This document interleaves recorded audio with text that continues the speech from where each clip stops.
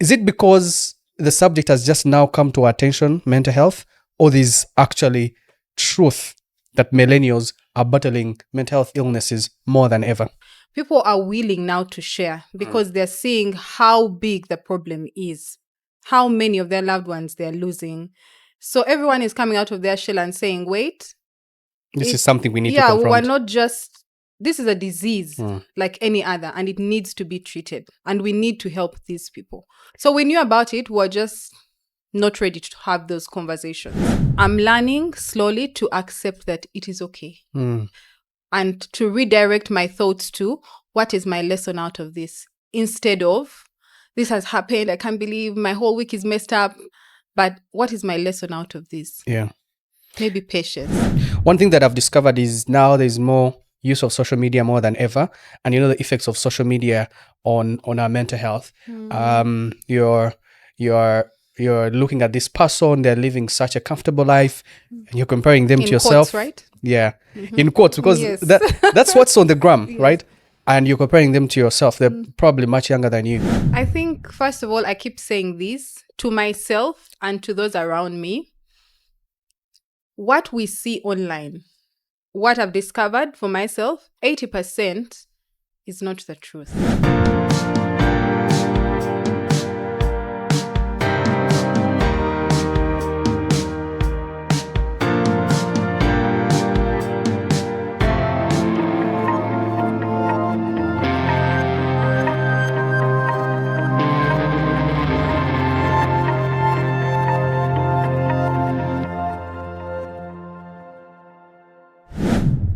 Is it me, or there's just an increased level of mental health illnesses around millennials? When I talk about millennials, I'm talking about people who are, maybe 28 and above.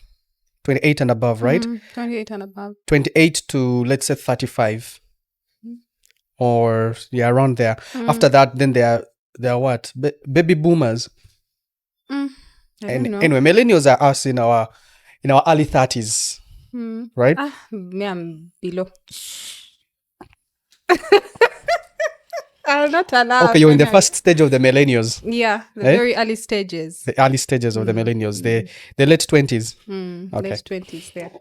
Slightly above the Gen Z. Yes. Okay. Is it me, or is just an increased level of anxiety, depression, disorders of all sorts? Just a few months ago, he discovered a thing called ADHD. There's just increased levels of substance abuse, and because of all that, there's a faster decline on mental health around the millennials. There's a newspaper article that came out the other day in The Observer. It's actually a couple of days ago, and it says 1 in 4 Ugandans are fighting mental illness. Is it because the subject has just now come to our attention, mental health, or there's actually truth that millennials are battling mental health illnesses more than ever? I think there is truth. Not I think. From the research I've done, there is truth to it. I think why now is your question. We've hidden it for so long, and we have started losing people. And I think that has pushed everyone out of the comfort zone. But because of exposure, thanks to technology and AI and all these things, people are willing now to share because they're seeing how big the problem is, how many of their loved ones they're losing. So everyone is coming out of their shell and saying, wait, this is something we need to confront. confront. Yeah, we're not just, this is a disease like any other, and it needs to be treated, and we need to help these people. So we knew about it, we're just not ready to have those conversations. One thing that I've discovered is now there's more use of social media more than ever, and the effects of social media on our mental health. You're looking at this person, they're living such a comfortable life, and you're comparing them to yourself. Quotes, right? Yeah, in quotes, because that's what's on the gram, right? And you're comparing them to yourself. They're probably much younger than you, and you're wondering, wait, did I do anything wrong? Did my parents do anything wrong? How is this person 22 and living such a life, and I am not? So there's social media, but then there's also financial stress. I feel like you've seen a meme on social media that says, our parents were earning way less than we're earning today, but they were able to build a house and we're earning all this money. Not that it's much, but you're wondering, what have I done with my 30 years of age on this earth? I think, first of all, I keep saying this to myself and to those around me. What we see online, what I've discovered for myself, 80% is not the truth about people. When you see my photos online, I have prepared because I want the audience to see that. It doesn't mean, partly, that when you meet me, I'll be completely different. But I'm presenting myself as Sheila, and that's what I want people to see. Are you presenting to us a fake life? It's not a fake life, but it's past standard, should I say, right? But I can't be in that form all the time, every day. Because when I'm home and I'm doing my housework, I will not have my 6-inch heels on and my wig on. And so I think we have to accept that that is what people online want us to see, but it cannot be the reality that that's how they live every day of their lives. And then the thing about parents, I think it's gratitude and living in the moment and accepting that and being grateful for it in that moment. I'm earning maybe 1 million shillings. I'd like to earn 10 million shillings, but can I be grateful and live with the 1 million for now as I work towards the 10 million and not live each day saying, I'm going to get to the 10 million. I need to get to the 10 million. And then there's that anxiety and pressure and you're living for the future instead of living for now. But there's also that way back, maybe what they looked at as achievement is building a house. What we look at as achievement might not necessarily be that. Yeah, there's that too. But I feel Canary, that comes when you talk about gratitude. Yeah. Like probably have touched lives. And for you, that would be something that you feel comfortable as an achievement. For now, not that one will reign forever, but for now, you've seen people who get married at 50. Yes. But now you have extreme pressure because you are probably 35 and you're not yet married, you haven't given birth, and then there's that pressure. But I've seen men who marry at 50. But you see, and they are comfortable with that. Canary, they say life is a choice, and every day we make those choices. So I choose that when I feel I am ready, I will get married, despite whatever is going on in society. And I think that's where we are failing to agree or say, this is a decision I'm taking, this is a direction. Everyone is saying, my parents, my grandparents, my friends are saying I should get married. When you sit down and have that conversation with yourself, are you ready? And if not, then no matter what everyone else is saying. We are playing the cards now and you are telling me I'm not a people pleaser. But it's the boundaries you set for yourself. Because at the end of the day, it's about you. So what you actually are talking about is generational differences. What we looked at as a thing then has since changed. And the Gen Z will surprise us. Your children will surprise you when the last born becomes a teenager and the things they'll be wanting talking about and talking about. Right? But there's also one thing that I'd like to talk about: choice. What, in 50, 40 years ago, women were giving birth to 6, 7, 8, 9, 10, 11 children. I don't know how many you are. 6. Now, women want to give birth only one child. I have met women who are in their 20s and they do not want to have children at all. Yeah. And it goes back to what I was telling you, Canary, choice.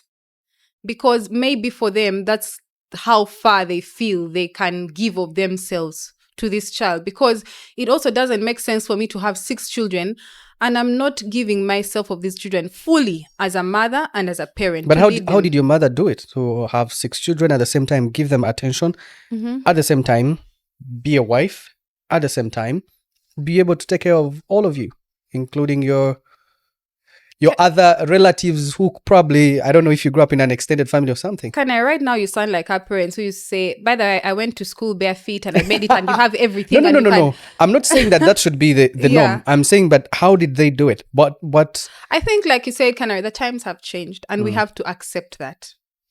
You have to create a budget that how much is going to, for example, go to your hair and how much is going to go to your child's yes, school fees. we didn't have social media. We didn't have all these things. They didn't have to buy data bundles. They didn't have to, but also they lived pay in the moment, DSTV. and we're happy with that small little family or big family, and somehow they survive. But things have changed. Yeah. Right? The apartments we want to rent are expensive.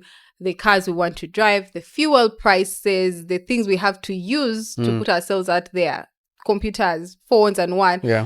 They're pricey. The schools we want, the education we want to give our children. It's not the education Yes. that they gave us or they were able to afford for us. Yeah. But Sheila, let's go back to where we began from, without having to compare our parents with us or the generations. I see this a lot on social media. Like, people are overwhelmed about everything. I open people's Instagram stories or snaps or tweets, and it's like, man, adulting has become so hard. People are struggling. What is going on, in your own opinion? You have the opportunity to share almost weekly with different social groups and communities. What do they say? What's going on? People say, man, adulting has become so hard. There's the levels of attempts of suicide are on the rise. What is going on? What are we getting wrong when you share experience with these other people? I have a cup, my favorite cup at home, my cup that I used to take tea. You have a favorite cup? Yes. And guess the words on it. I can't adult today. Right? Yeah. Now let's go back. You have a favorite cup? Yes, I have a favorite cup. I have favorite cups. There are 3. So how They're does tea pink. taste in other cups? It's the same, but this gives me, it sets my tone for It the gives day. you like reflection on... Yes, like it puts me in that happy place. Because of the words on it, give you joy. Come to think about it, we'll go back to that in a bit. I have favorite shoes. See? And there are shoes I wear in certain moods. For example, if I wake up feeling not... like I don't want to adult today. Yeah? You'll see me in certain shoes. They will not have shoelaces. Well, today we're just going to move. Yes. We're going... whatever it is, let's just go. I don't want stress I'm over going to look out for those shoes. Yeah. And if I feel like I'm in the mood, I'll choose even socks. You're like, just grab this one today. Yeah, like this the one. point Yeah, is we today. have socks on. Yeah. So you're those people who, even when someone gifts you a belt, you'll still wear your other belt. Because somehow it's just your comfortable belt, right? Yes. So let's go back to people overwhelmed. The young adults, especially those with a child or two, a job, minimum wage, comfortable car, not the most expensive one, not the very least cheap. You understand the kind of person I'm trying to build. Yeah. Conversations I've had, we are setting the bar too high for ourselves. It's good to dream big, to think big, but we also have to be realistic about it. So one, I think for me, we are setting the bar too high, and we are not forgiving of ourselves. To forgive and to heal and know that, okay, I set out to do this and it didn't work, and I tried my best. I honestly tried my best.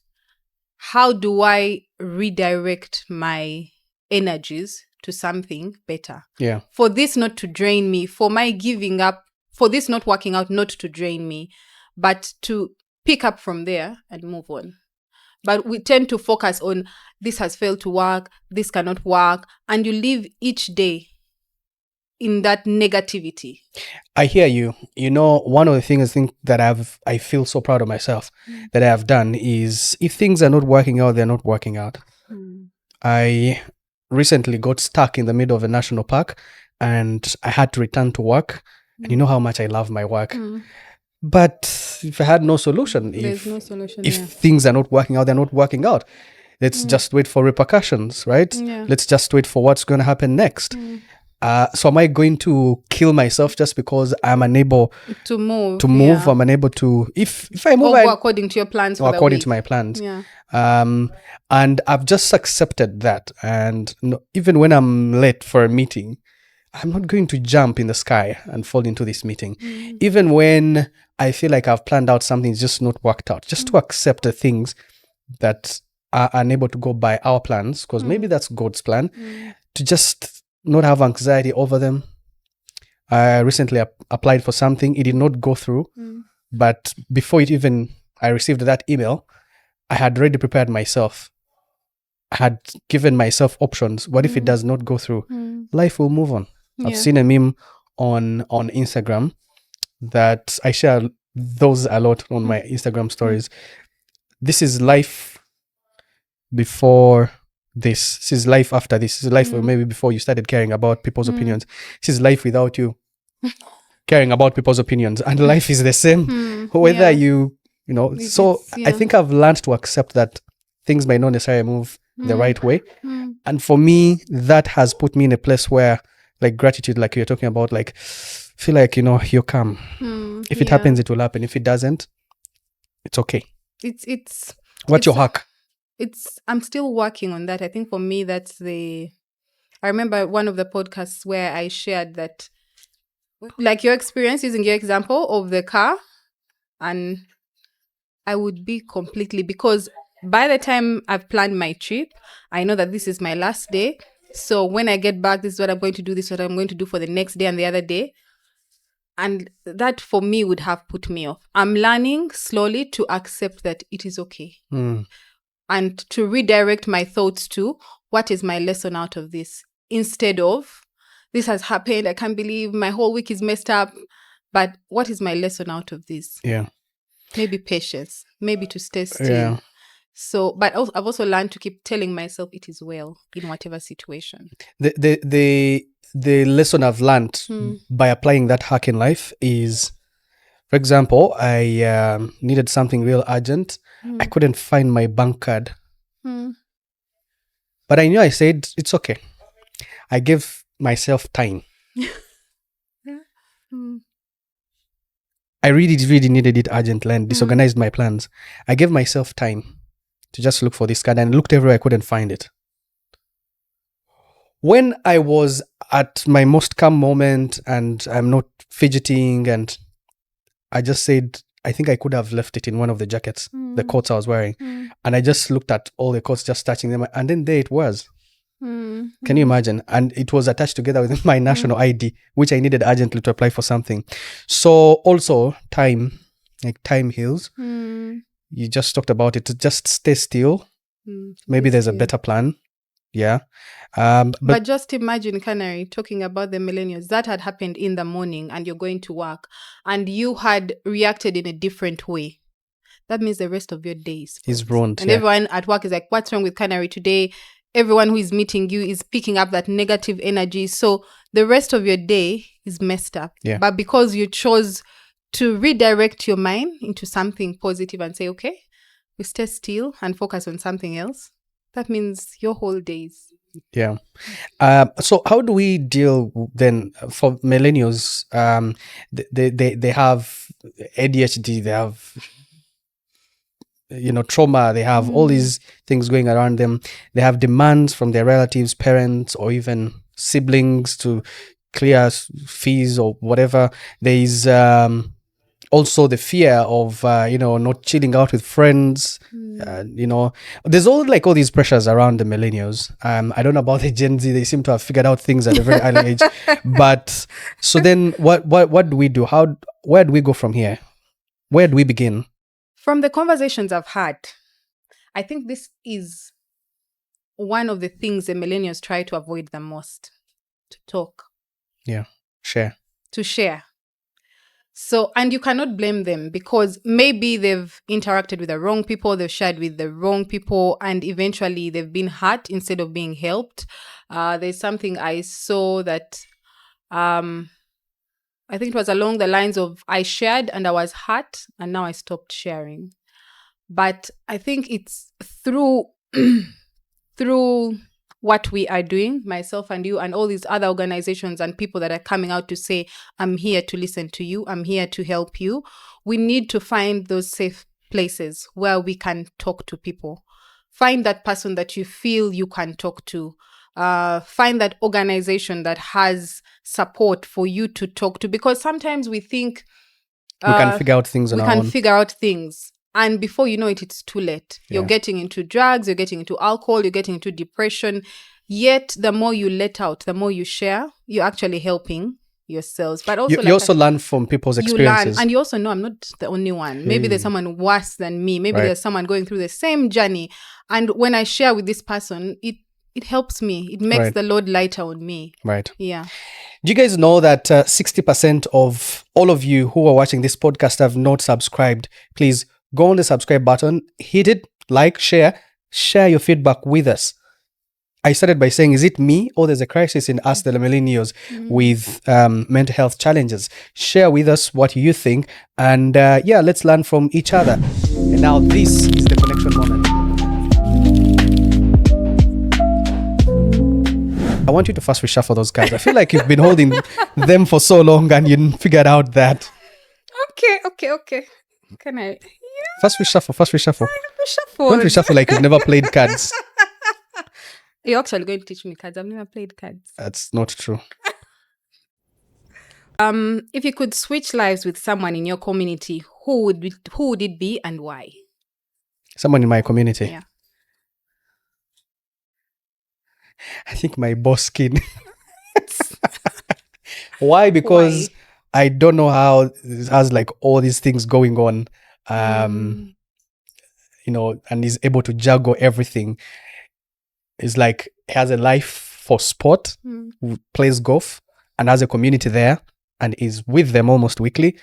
He has work, managing all these. I don't know now. There are more than 15 brands, and managing more than 700 people, and then his family, and the children, and the wife. I mean, able to. Seems like he has figured out the balance between love, work, and play. Interesting. Okay.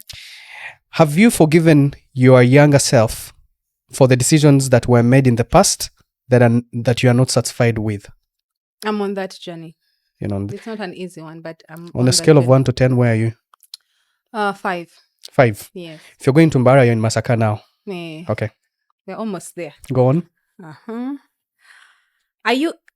I feel like I know the answer to this for you, Canary. But are you intentional about connecting with people? If yes, then how? Yes, I am.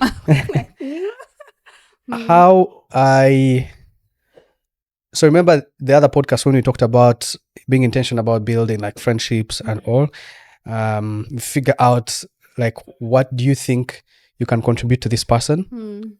At what levels of connection can you figure that out? And also what do you think you can get from this person? Because connection is not a one-way line. It's a two-way line. Yeah. Okay.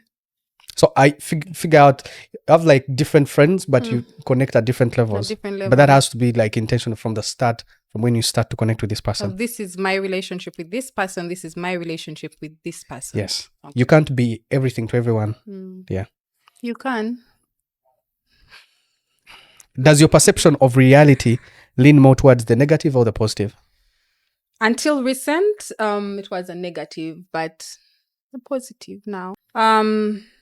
Do you think your parents or guardians are proud of who you have become? I feel like Canary, you got the easy cards, but okay. I'm not sure. I'll need to ask them, but I think they are.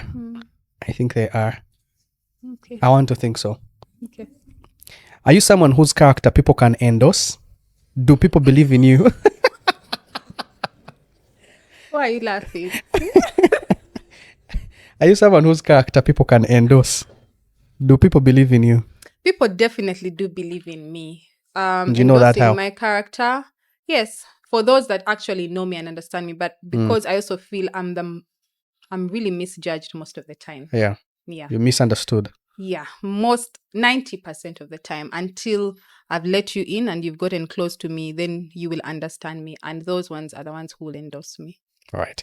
Well, that has been the connection moment, and we're playing these cards called Deeper Connection. We'll be sharing more about them and where you can get them. For now, thank you very much for watching Mind Your Head, because it's the only one you've got. All right. Catch you next time.